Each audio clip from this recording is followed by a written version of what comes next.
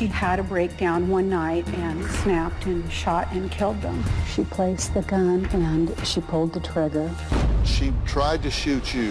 3 siblings are dead, but there is one survivor. You're looking for a sister. Who's been a mystery. She is alive. Until now. And she's here. It's hard to imagine anything worse than a mother killing her own children. But today we're going to unravel a horrible story that had my first guest narrowly escaping being murdered at the hands of her own mother. Her older brother and sister were, in fact, shot in their sleep. Lori was woken up by the heat of the gun barrel, and her infant cries are what saved her. In February of 1962, my father was working a late shift. The 3 of us children were at home with our mother. I was 2 months old. Ken Jr. was 10, and Marie was 7. Marie got up about 1 o'clock in the morning. My natural mother sent Marie back to bed, and then she got one of my dad's guns and loaded it and walked into their rooms, and just behind their right ear she placed the gun and she pulled the trigger. When she had fired the gun the first 2 times, the gun barrel had gotten hot. So when she came in to kill me and she placed the gun against my head, it burned me and I started screaming. And she fired and the gun misfired. And at that point, she was done. She called the police and told them that she had just murdered her children. My natural mother, Adelia, was committed to a mental institution, and she did become pregnant. I'm not sure who the father was. That baby was Marlinda. That's the sister that I've spent the last couple of years trying to find. Now, the sister you just heard her reference that she's been looking for the last couple of years, she didn't know existed until 2 years ago. After numerous dead ends, Lori enlisted the help of our good friend Troy Dunn. Now, he's also known as the Locator. So we asked Troy to meet with Lori to try to find out more about what she knew and what she was looking for. I appreciate your faith in sharing your story with me. Your biological mother had killed your siblings. There was a part of you as a young girl that wondered if she would come for you. I thought of it often. Why did she do it? Was I so unlovable that she felt she had to do something like that? That was something I really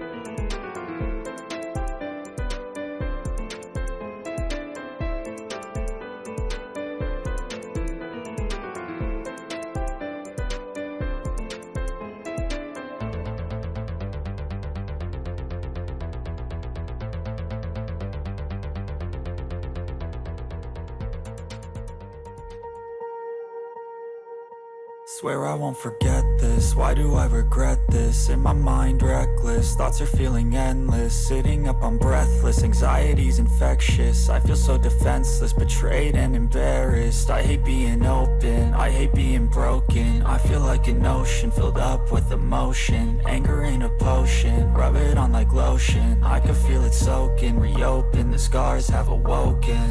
I can't move on till I let go. I feel so lost, never at home. Need to be strong, every breath hold. Cause I can't move on till I let go.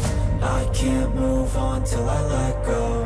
I feel so lost, never at home.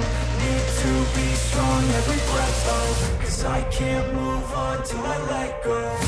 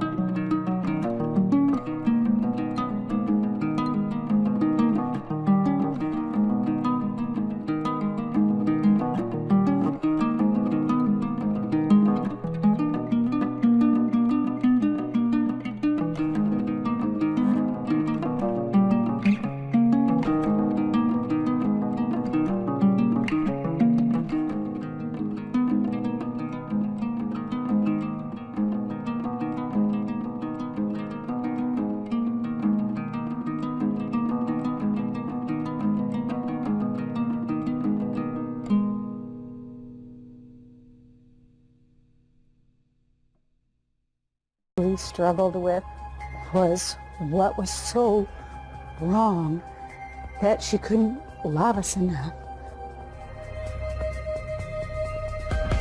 And now you're trying to find your last living sibling.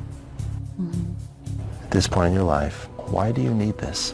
It's just one more thing that I wasn't told, but to find out that I have another sister was like this gift that had been given to me. Now, before we meet Lori, I want to let you here in the studio audience and at home in on a really big secret. Dr. Phil, Lori doesn't know it yet, but I found her sister Marlinda, and she's in the dressing room right behind me. Now, she can't see or hear anything going on stage, and she is nervous. So I'm going to talk to her right now and find out what she feels about meeting her sister for the very first time. Now, you may be surprised that we're disclosing this to you all now, here, at this point. But what you're about to learn is that there are many twists and turns to this story that are going to leave both sides just reeling to find the right answers and decisions about what to do. Now, all of you here know more than Lori does, because she's getting ready to come out now.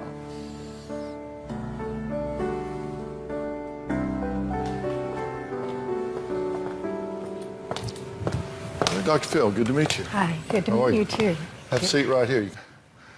So, you were raised by your biological father and your stepmother, right? Yes. Mm-hmm. And you had suspicions growing up that your family was hiding something. Why? Well, there were just occasionally, there would be an overheard conversation. You know, like I would hear one of the cousins talking about a brother and a sister. You know, and I'd go and ask, you know, do I have a brother or a sister? And, you know, the answer would be no, of course not. Who told you that? Or at one point, someone mentioned something about my mom not being my mom, that I was adopted. You know, and so of course the question is, am I adopted? And no. You know, so there were just occasional instances where you'd overhear something. Eventually, you did discover the truth. Yes. Because I heard you talking about your biological mother. You know the truth. Tell me how you found out about it. I was 14 years old. It was toward the end of my 8th grade year in school, and I was at a swim party, and one of my good friends had been adopted and knew about it. So I was asking her questions. I was just being naturally curious about it. And one of the girls that was at the party said, you know, why are you asking such stupid questions?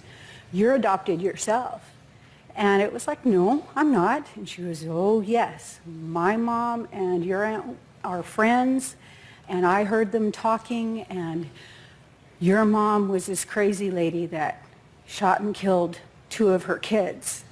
And it was just, you know what, you shut up. You don't know what you're talking about.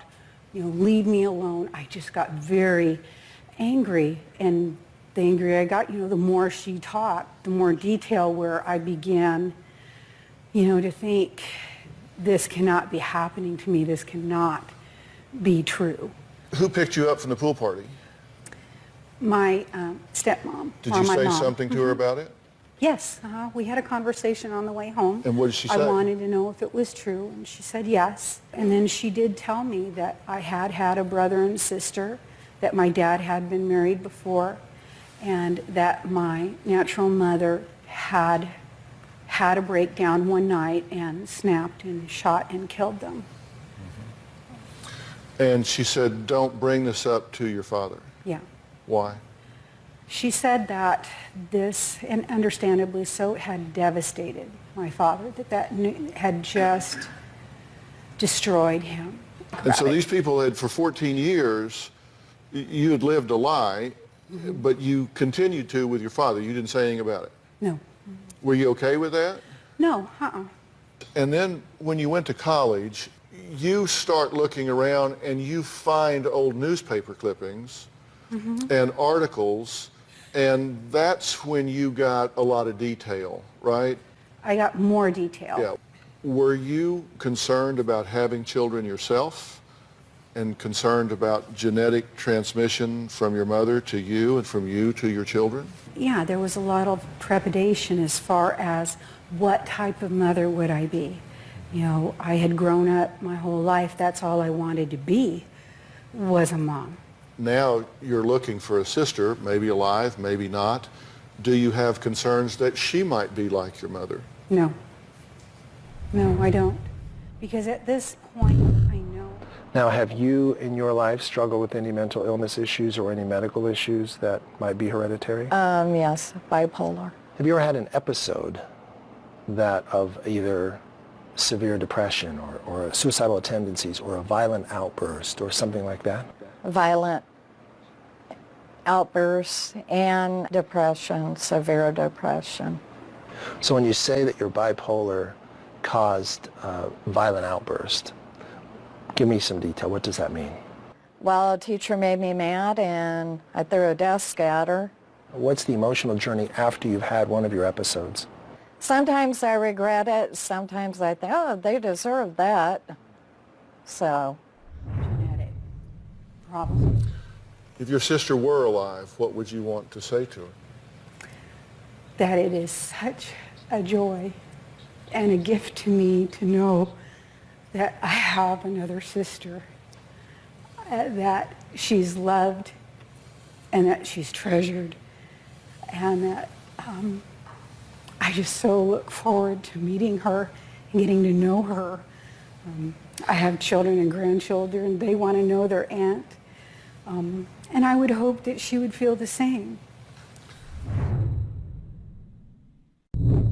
What are your concerns, if any, about meeting your biological sister? Well, one thing is, you know, her and I not getting along right off the bat, you know. Why do you think that is? Because how I can be. Because of your unpredictable Yes. emotional swings? Yes. And my husband, he goes, sometimes you could be a bit cold. I don't want her seeing that part. I would hope that she would feel the same. And if she has passed, you would want to know that as well? Yes. Yes. Well, we're going to take a break. And I will tell you that you know that Troy is here. Yes. And he has been able, as is his way, to find some information. Okay. Also coming up, you're going to hear what happened when Lori tracked down her biological mother, the woman who, after murdering Lori's 2 siblings, nearly killed her too. Be right back.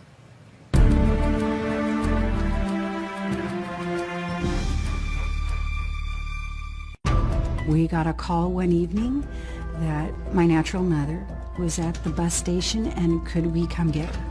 I felt absolutely terrified.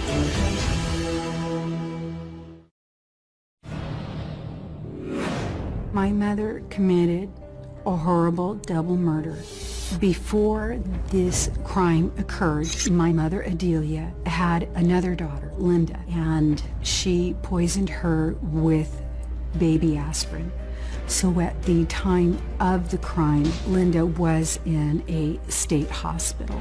She had suffered severe brain damage. Well, the fact that my guest is here today is a miracle. Because 50 years ago, her mother poisoned her sister, Linda, leaving her with severe brain damage, then shot and killed her 2 other siblings while they slept.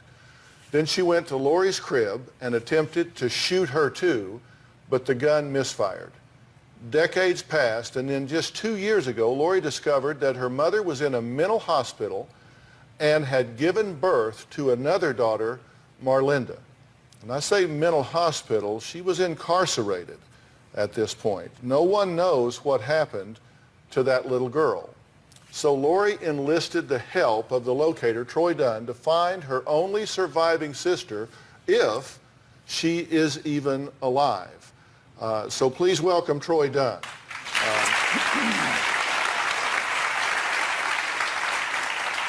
Troy, I know you've done this 40,000 times and counting.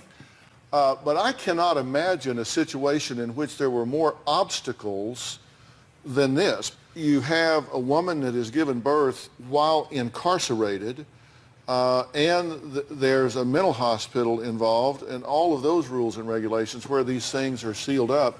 It is difficult to track these things down, right? It is difficult, and in some cases impossible. I mean, I'm not able to find everybody that we seek out to find. And you say you have 2 reasons for wanting to find her. What are they? You know, I'm asked a lot, well, what if she doesn't know about you?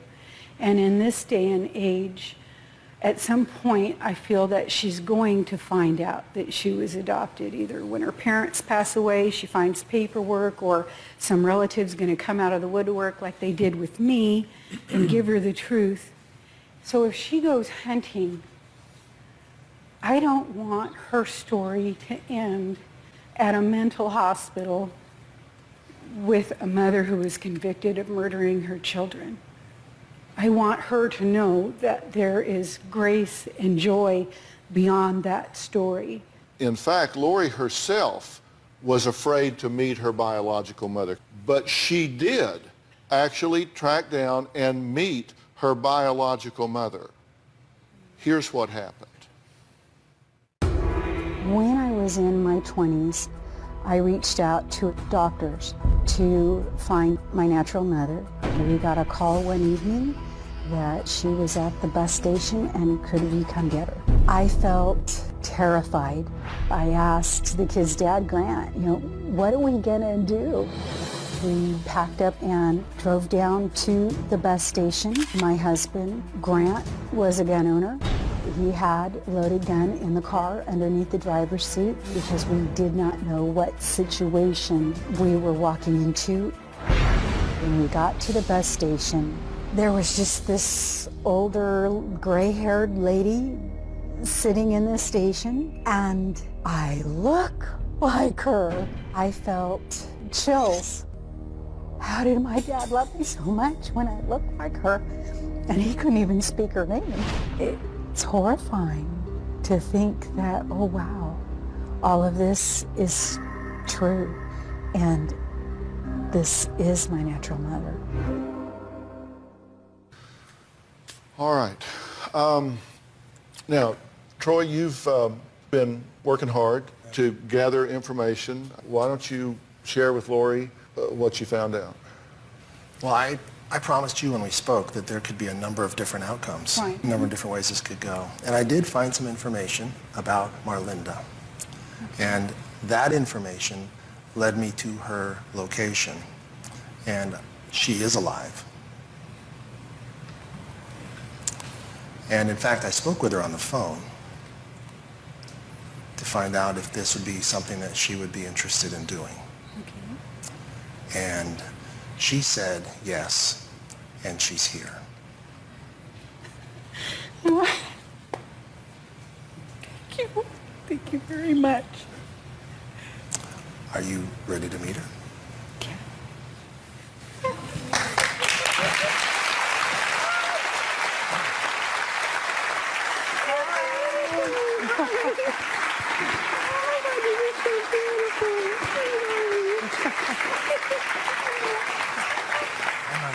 Hi. Seat. Okay. Okay. Well, it's so good to meet you, and it's so good for the two of you to meet. So tell me what you're thinking and feeling right now. Oh, my girls are ready to do a happy dance. I'm just so overjoyed. And You might be interested to know she's about 15 miles from your house. you're Seriously? kidding me. I went around the world, coast to coast, and all I had to do was down the street. How do you feel about meeting your sister? I'm excited. I wanted to meet her. I wanted to see what she looked like, how she grew up, if I had any nieces or nephews. Do you have any idea what happened to your mother, where she is now, what the history of all of that is? I was told she moved to South Carolina. Do you want to know Yeah, oh yeah. where she is and what happened? And Yes, the truth, I think, is important to know. yes. And if you want to know that, then we want to share it with you, and your sister wants to share it with you. So we'll take a break. We'll be right back.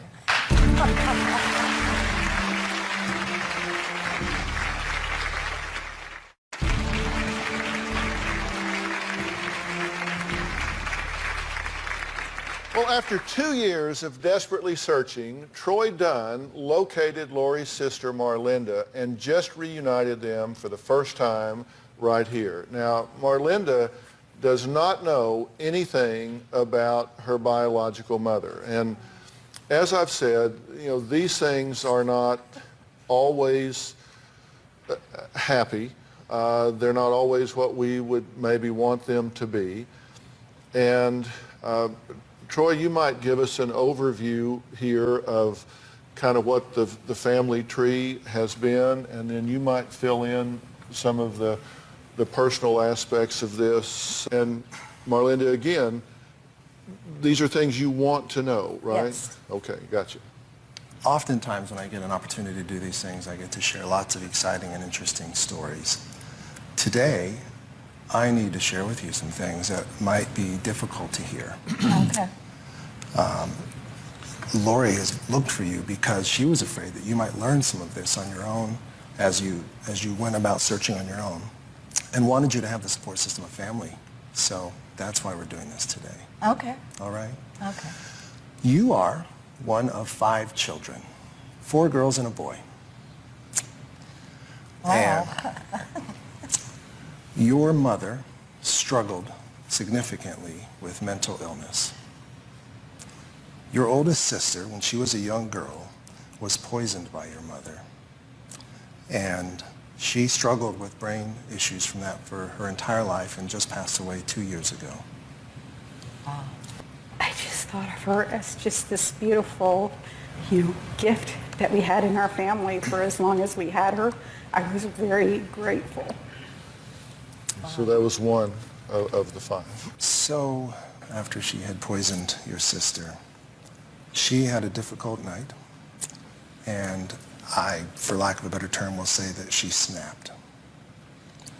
And she went into the bedroom of your sleeping siblings, and she shot your 7-year-old sister dead. And then she went and shot your 10-year-old brother dead.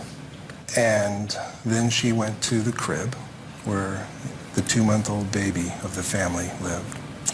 And she put the gun to the baby's head and pulled the trigger, but the gun misfired. And that baby lived, and that baby is your sister, Lori. And I was born Melinda. That's a lot to take in. And this is why it was so important to you that she not read this in the paper somewhere, that she not discover this on the internet, Right. but that you be here and that she have professionals here and that you be able to share this with her so you could answer questions and support her if she had questions. Yes. Yes, I didn't want you to go through what I went through when I found out. And have all these questions and nowhere to go to get them.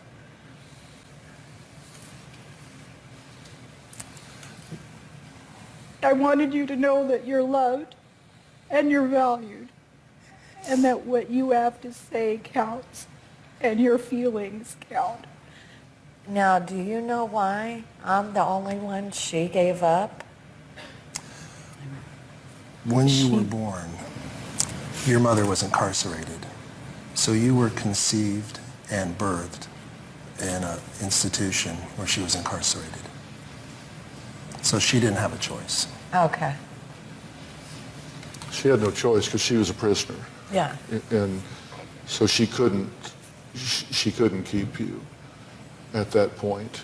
And so what it boils down to is you too are the survivors. Yeah. Of those 5. You two made it, and that's why Troy was on such a mission to bring you two together, because you two made it. And you go from here and you build it a step at a time. How do you feel about what you've learned? Well, it's kind of sickening knowing my mother had done that.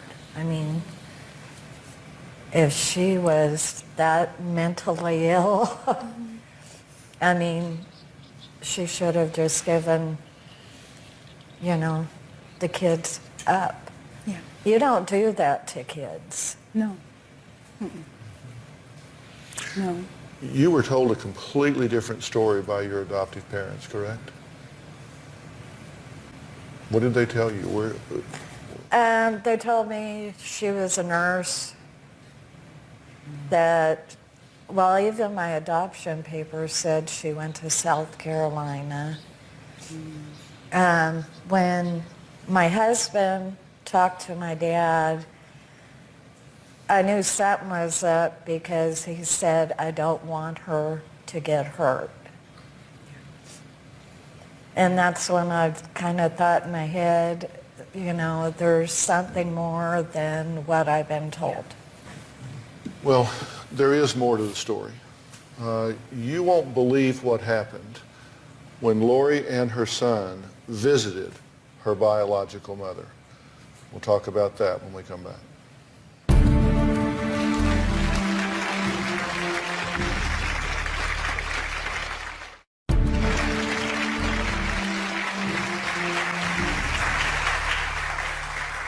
Well, I'm here with Troy Dunn. We're talking to Lori and Marlinda, who have met for the first time in their lives here just a few minutes ago. They're sisters that have survived a very toxic mother, a very toxic family situation. After years and years, they have finally come together here.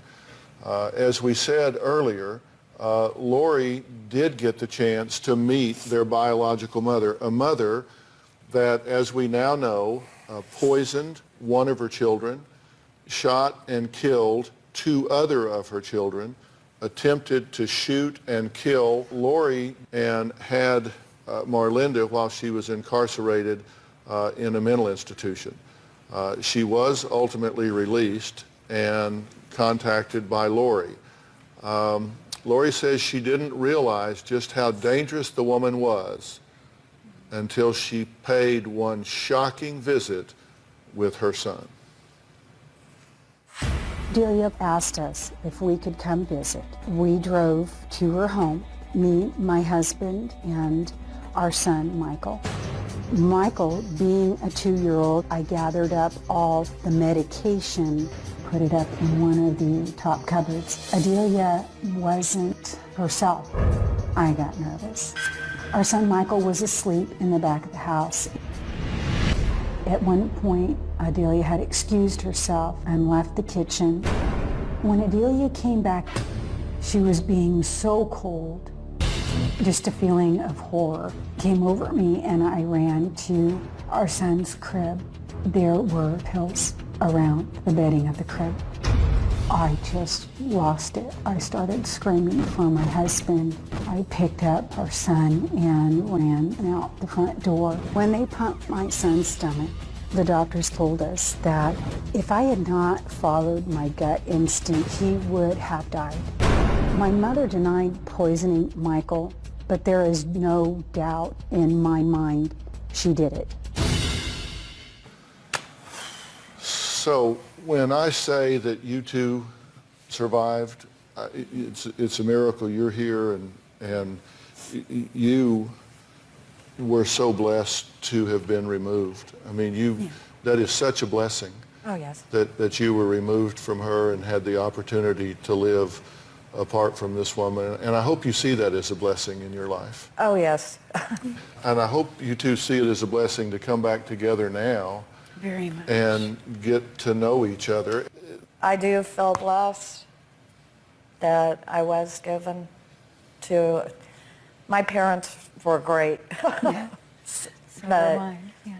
hearing about it, I'm just like, I can't believe it. It's like a shock. Mm-hmm. People should understand that genetics in most situations determine what can happen, not what will happen. And let me just say this in closing here. Relationships aren't based on blood. Right. They're based on history and experiences. You two are adults. If you have a relationship, it will be because you build one. Right. And you are only 15 miles apart, so you will have the opportunity to meet a step at a time. I think it's wonderful that you have found each other. You do God's work, my friend. You so do in bringing people together. It's just so great. I do need to say one last thing to you. Your mother has passed, and so that means the threats are not there at this point, and so it really does mean that it's the two of you at this point, and so we wish you both the best. Now, coming up, I'm going to keep Troy here because he's going to help me tackle another story about separated loved ones, but it's not what you think. I'm going to put him to work in a different way. We'll be right back.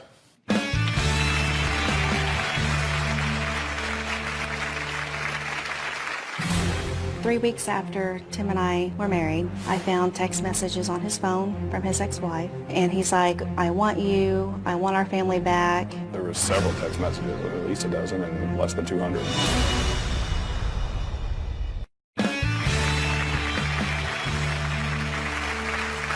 Joining me today is Troy Dunn. You may recognize him as the locator. This season, he's been working on all sorts of stories with us, not just reunions.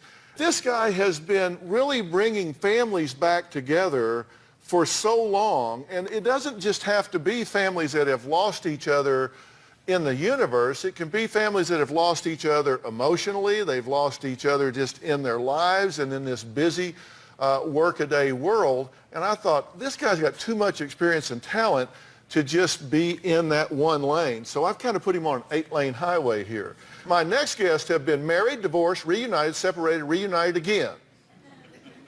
Now, did you get that?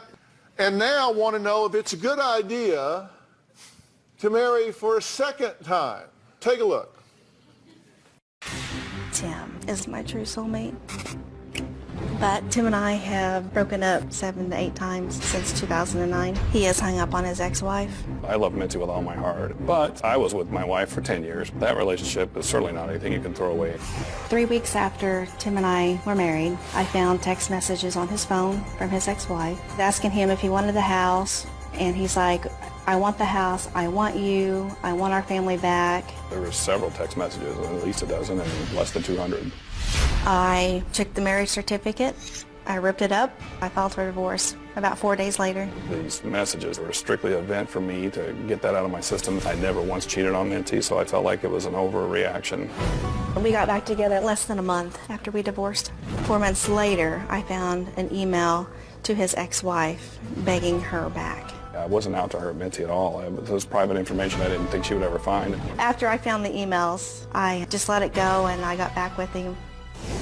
Just last month, Tim asked me to marry him, and I said yes. I feel like I'm ready to marry Mitzi, and the problems we've had in the past with me and the ex-wife behind us. I hope that Dr. Phil and Troy will be able to help me figure out what I need to do with Tim. Should I give this guy another chance? Y'all have been knowing each other how long? Almost 4 years. Oh, this is all in 4 years? Okay, can we go through the timeline here? Troy, follow me along here. I know, close your mouth. Troy's like, what? Okay, so May 5th of 2009, you guys meet, right? But you've been married before. Correct. Were you married at this time? No. May of 2009, you're divorced. Correct. 1 month later, you move in with Tim. Okay? Right? Correct. Correct. All right. A month later, you move out. I do. How come? Because he still wasn't over his ex-wife. All right, so 2 years later, Tim asked Mitzi to marry him. So you say, because you think I'm he's... hesitant, yes. But you did say yes. I did say yes. But because you think he's finally over her.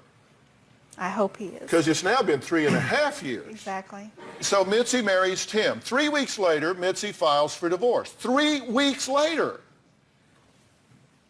Why? I found text messages on his phone. To? His ex-wife. But you're over her. Not as much as I thought. 2 months later, the divorce is finalized. Less than 3 weeks later, you start dating him again. So now we're in like January of 12, right? Correct. So 5 months later, you break up with him again. A month later, you get back together with him, right? It took a long time to get over my ex-wife. Mitzi is fully in my heart. I love her with all my heart. Mm-hmm. Okay, over the next 6 months, Mitzi and Tim break up 3 more times. So 1 month after another breakup, Tim proposes to Mitzi, and Mitzi says yes. That brings us up till about now. Correct. Okay, so you said yes again. I did. Reluctantly? I'm just afraid to let my guard down. I'm afraid that I'm going to get hurt again. You're worried. I am worried. How long have you been married? 25 years this May. How many kids you have? 8. So you're apparently good at it. I am fertile. You have 8 kids. I do. Everybody collects something. Yeah.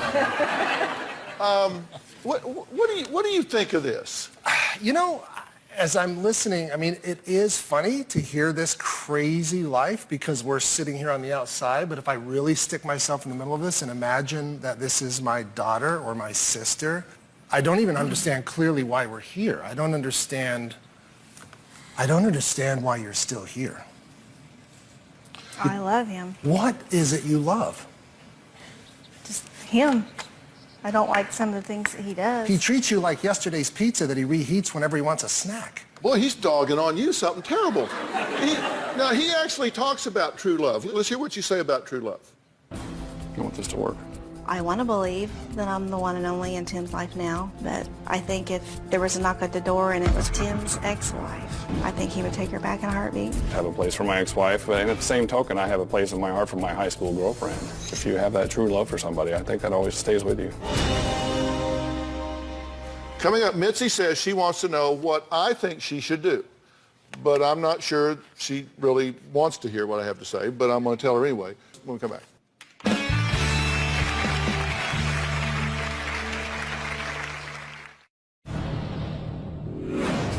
When Tim and I break up, he sends me horrible text messages when he's mad and when he's been drinking too much.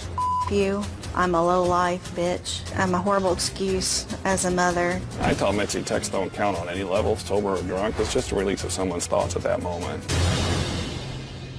That was Tim talking about sending his fiancée, who also happens to be his ex-wife, rude text messages. Mitzi admits she recently accepted Tim's re-proposal for marriage, but says she can't sleep at night because she's worried she may be making another mistake. Where is your family in all of this? Because I will tell you, if you were my daughter, my sons, all 6 of them, I mean, they would stuff this man full of candy and beat him like a piñata.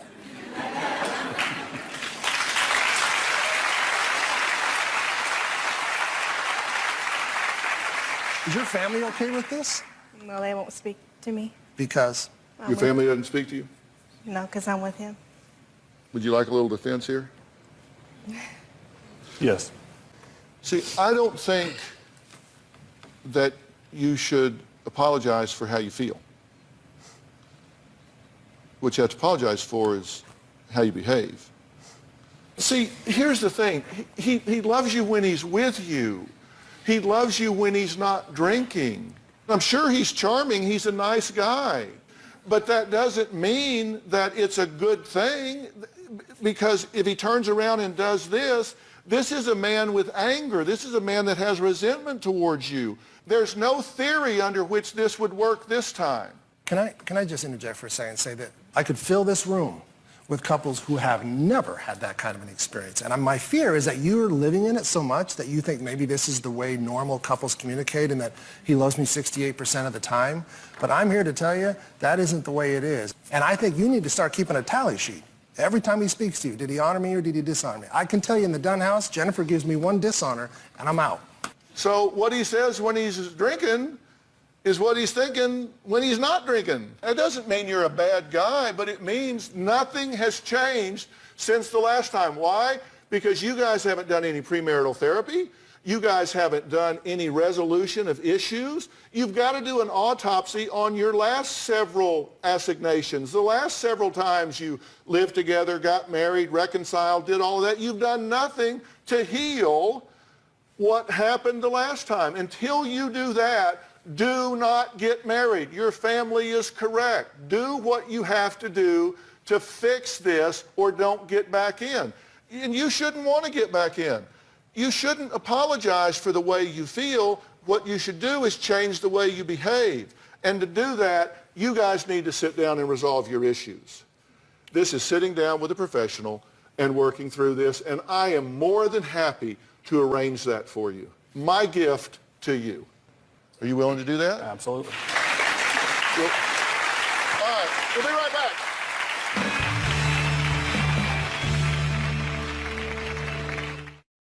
Well, we've been talking about some serious issues today, so I thought it might be time to just cheer you all up a bit. Now, yesterday, Robin told you that she'd be here all this week sharing some of her favorite things from a great social shopping site, OpenSky.com. Yes, they've asked me to be their beauty and health and wellness insider, sort of like a consultant. So I get to select and share products that I really love. And I'm constantly updating my page with them with all my new discoveries, and I think really you should check it out. Now, yesterday I talked about invigorating your skin.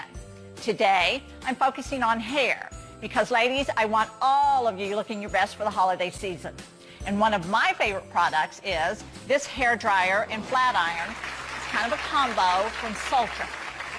I don't think I can use any of this stuff. You would, of course, have to